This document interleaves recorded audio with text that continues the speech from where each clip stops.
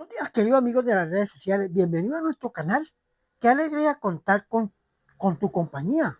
Hoy te invitamos a vivir un momento especial en la presencia de Dios a través de la matutina de jóvenes y la lección de inverso de jóvenes. Durante los próximos minutos descubriremos principios bíblicos que fortalecen tu fe, renovarán, renovarán tu esperanza y se preparan para vivir cada día más cerca de Jesús. Antes de comenzar, suscríbete al canal, deja tu me gusta, comparte este video con tus amigos y activa la campanita de notificaciones para que no te pierdas ninguna de nuestras reflexiones. Ahora sí, si abres tu Biblia, dispone tu corazón y permite que el Espíritu Santo hable a tu vida. Comencemos. Que Dios te bendiga abundantemente con la matutina titulada El Verbo Vicario. Sin embargo, Él llevó nuestras enfermedades y sufrió nuestros dolores. Isaías 53:4. En el, en el idioma portugués existen los verbos vicarios. Los más comunes son ser y hacer. Este tipo de verbos se utilizan para evitar repeticiones incensarias en el texto. Así, dejarlos estéticamente más bello y fluido. También se lo llaman verbos sustitutos. Vicario del latín vicarius significa en lugar, en lugar de. Por ejemplo, él no viaja como viajaba antes para evitar repetir el verbo. Viajar, la frase podría ser, él no viaja como lo hacía antes. La Biblia presenta otro verbo vicario. En realidad se trata de persona, una persona. Juan afirma que el verbo se hizo carne y habitó entre vosotros, lleno de gracia y de verdad. Vimos su gloria como del unigénito del Padre. Juan 1:14. Jesús es llamado el verbo porque es el único que da sentido al texto de nuestra existencia, así como el verbo es el elemento que determina el sentido fundamental de una oración. Jesús es responsable de nuestro movimiento, nuestra vida, aliento y todas las cosas. Hechos 17:25.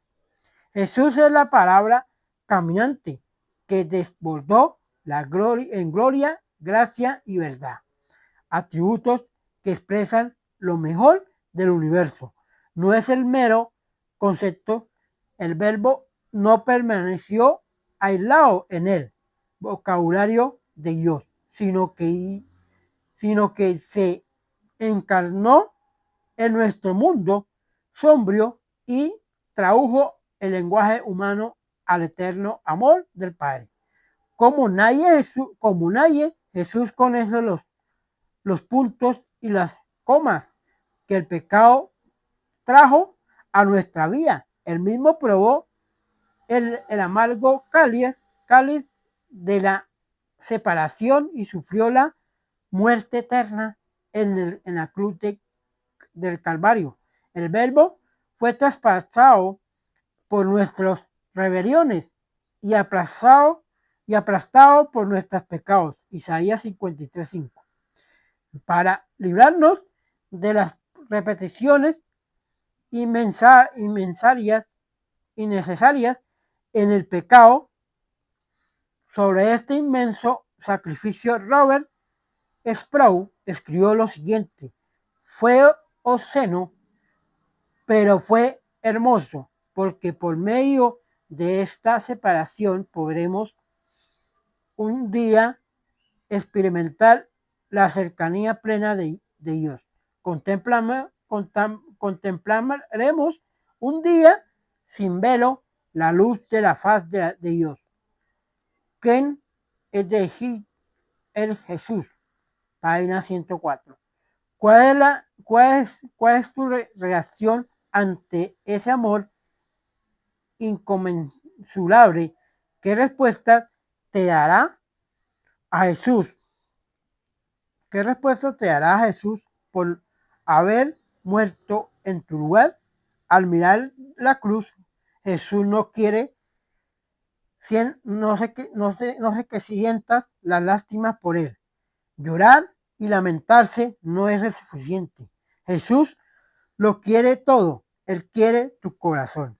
Vamos a seguir estudiando la lección de inverso con el título Inquiere las ventajas del Espíritu. Amén. Señor, amigos de redes sociales, es hora de inquirirnos a esas ventajas del Espíritu Santo. Primero, ¿cuán intensa dijo Jesús? ¿Qué sería la persecución contra los discípulos? Hermanos y amigos, aquí vamos a ver qué sería la persecución contra los discípulos. Miren, en Juan 16, de 1 a 4 dice, estas cosas os he hablado para que no tengáis tropiezos, os expulsarán de las sinagogas, y aún viene la hora cuando cualquiera que os mate pensará que rinde servicio a Dios, y harán esto porque no conoce al Padre ni a mí. Mas os he dicho estas cosas para que cuando llegues la hora os acordéis de que ya os lo había dicho esto. No lo que dijo al principio porque yo estaba con vosotros. Hermanos amigos, para inquirir en la persecución de, de los seres humanos hay que vivir en Cristo Jesús. Hay que vivir en el Padre Celestial porque Él nos da la fortaleza de que nos expulsarán de las sinagogas. Así le pasó a los discípulos de Jesús. Pero hermanos amigos, es hora de que vayamos a, a tener las ventajas del Espíritu Santo, hermanos amigos. Y segundo, a pesar de la persecución y de la desgarradora partida de Jesús, ¿por qué los discípulos tenían más ventajas después de que Jesús se fue que antes? Miren Lucas 16, 5 al 11 dice, pero ahora voy al que me envió y ninguno de vosotros me preguntan, ¿a dónde vas? Antes porque os he dicho estas cosas, tristeza ha llenado vuestro corazón, pero os digo la verdad. Os conviene que yo me vaya, porque si no me fuera, el consolador no vendrá a vosotros, mas si me fuere, os lo enviaré, y cuando Él venga, convencerá al mundo del pecado, de justicia y de juicio. Y de pecado, por cuando no creen en mí, de justicia, porque cuando voy al Padre y no me veréis más, y de juicio, por cuando el príncipe de este mundo ha sido juzgado. Sí, hermanos, o sea que tenemos que estar, o sea, después de, ¿por qué los discípulos tenían las ventajas después de que Jesús se fue antes? Las ventajas las tenían los discípulos porque ellos tenían el privilegio que los vio ir hacia el cielo. Por eso los discípulos dijeron, no le creían a Jesús, pero hay que, y después fueron creyendo para que ese espíritu llegara al corazón, hermanos amigos. Es hora de pedir a Jesús ese Espíritu Santo, esas ventajas del Espíritu Santo, hermano. Y tercero, ¿cuáles son algunas de las funciones importantes del Espíritu Santo que se identifica en? ¿Cuáles serán esas funciones importantes del Espíritu Santo? Acá vamos a ver cuáles son esas funciones. En Juan 16, 8 a 14 dice, y cuando Él venga convencerá al mundo de pecado, de justicia y de juicio. De pecado por cuando no creen en mí. De justicia por cuando voy al Padre y no me veréis más. Y de juicio por cuando el príncipe de este mundo ha sido ya juzgado.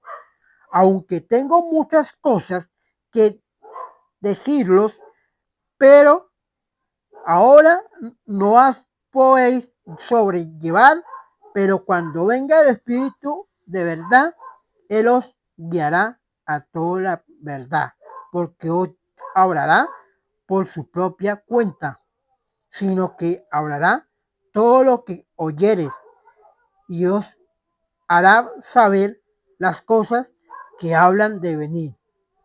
El que glorificará porque tomará de lo mío y os lo hará saber. Cuando, cuando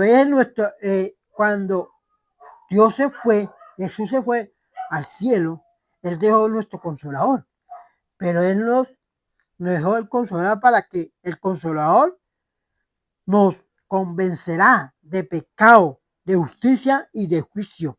El pecado que cuando no creyere en mí, ¿sí?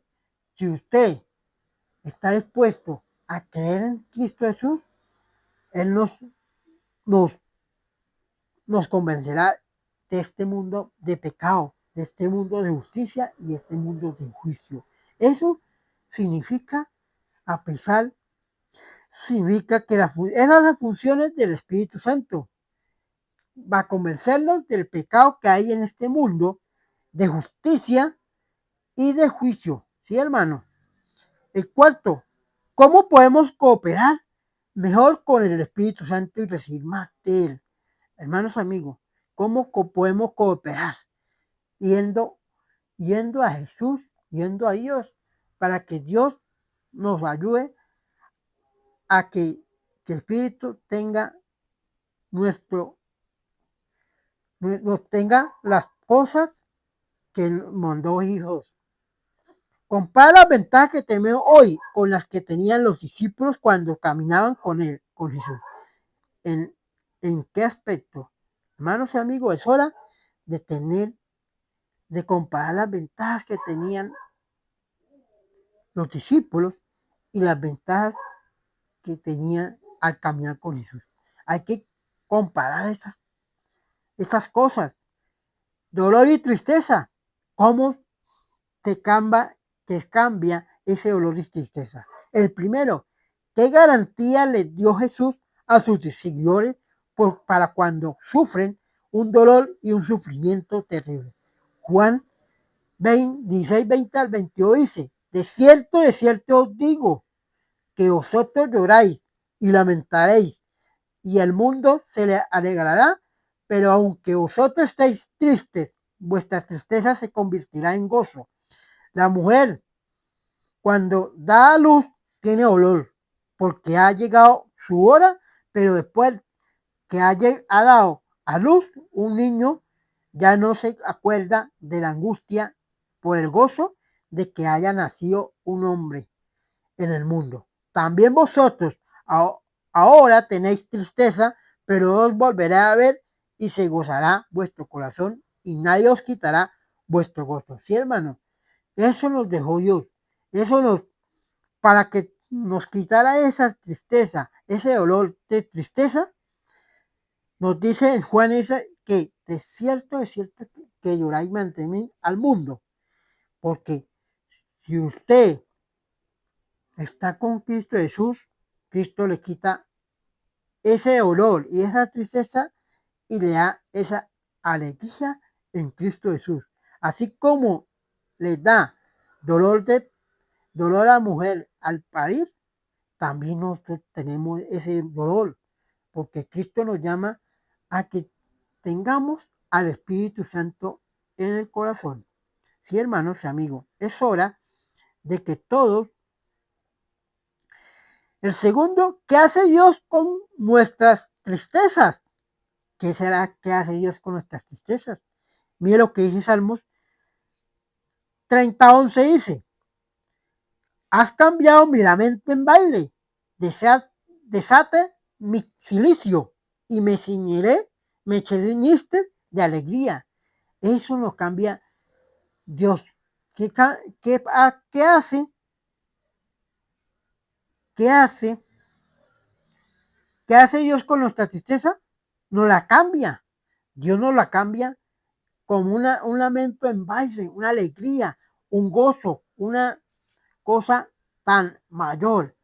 Isaías, mira lo que dice en Isaías 61, 1 al 3, dice, el Espíritu de Jehová es el Señor, está sobre mí, porque me ungió Jehová, me ha enviado a predicar buenas nuevas a los abatidos, a vendar a los quebrantados de corazón y a publicar libertad a los cautivos y a los presos, a aperturar de la cárcel y a proclamar el año de la buena voluntad de Jehová y el día de la venganza de Dios, nuestro consolador, a todos los enlutados, a ordenar que a los afligidos de Dios de Sión se les da gloria en lugar de cenizas, óleo de gozo en su lugar de luto, manto de alegría en lugar de espíritu angustiado, y serán llamados árboles de justicia, plantó de Jehová para gloria suya. O sea, ¿cómo es la pregunta? Dios cambia nuestras tristezas. Dios, ¿qué hace con nuestras tristezas? Nos la cambia con alegría, con gozo, con eso nos la cambia Dios, hermanos amigos. ¿Bien? Por ejemplo, mire, piensa que un ejemplo de su propia vida en que Jesús haya convertido una situación triste en una alegría, ¿sí? Yo no, si usted está triste, Dios la cambia con una alegría, con un gozo. Amados, a pesar de todo. Primero, ¿cuán profundamente crees que los discípulos apreciaron la promesa del amor de Dios después de la disertarse a través de la recuperación de su fracaso? En Juan 16, 27, 31 dice, pues el Padre mismo os ama, porque vosotros me habéis amado y habéis creído que yo salí de Dios. ¿Sí? Y Juan 16, 32 dice, he aquí, la hora viene y ha venido ya en que seréis esparcidos cada uno por su lado y que dejaréis solo para no más, no estoy solo porque el Padre está conmigo. Sí, hermano, hay que estar con nuestro Dios para que Dios nos ame en gran manera, hermanos amigos. Segundo, ¿dónde podemos encontrar la verdadera paz? En un mundo tan caótico y lleno de tribulaciones. ¿A dónde podemos encontrar la verdadera paz? La verdadera paz la encontramos en Cristo Jesús, en Dios. Esa es la verdadera paz. ¿Cómo podemos alcanzar esa paz? ¿Sabe qué, amigos y amigos? ¿Sabe cómo encontramos esa verdadera paz? ¿Cómo alcanzar esa paz? En Juan 16, 33 dice, estas cosas os he hablado para que en mí tengáis paz. En el mundo tendréis aflicción, pero confía, yo he vencido al mundo. ¿Sí? Si usted va a Dios, si usted va a Jesucristo, va a tener paz, va a tener esa paz que viene del corazón de Jesús. Sí, hermanos amigos, hay que ir a Jesús para que nos dé esa paz que no como el mundo la da, sino como Dios la da. Esa es la verdadera paz que nos da Dios. Mira, puntos clave para recordar, hermanos amigos. Hay 3 puntos clave para recordar. Ahora con el Espíritu Santo tenemos más ventajas que los que tenían los discípulos en la presencia física de Jesús. Sí, hermanos. Ahora con el Espíritu hay más ventajas cuando estaba con Jesús. ¿Sí? El segundo, el dolor. No carece de sentido. Jesús utiliza nuestro sufrimiento, nuestro dolor para generar algo hermoso que conduce a una alegría que nadie puede arrebatarnos. Y tercero, Jesús sabía que los discípulos lo abandonarían, pero aún así les aseguró que el Padre mismo los ama. Él nos asegura lo mismo a nosotros. ¿Sí, hermanos? ¿Sí? El Espíritu Está acá, hermanos amigos, acá está en este, Jesús nos los dejó para que nos cuidara, para que estuviéramos alegres, para que estuviéramos en alegría y estuviéramos que Cristo va a venir por segunda vez, hermanos y amigos. Es hora de ir a Cristo, hermanos amigos. Amén.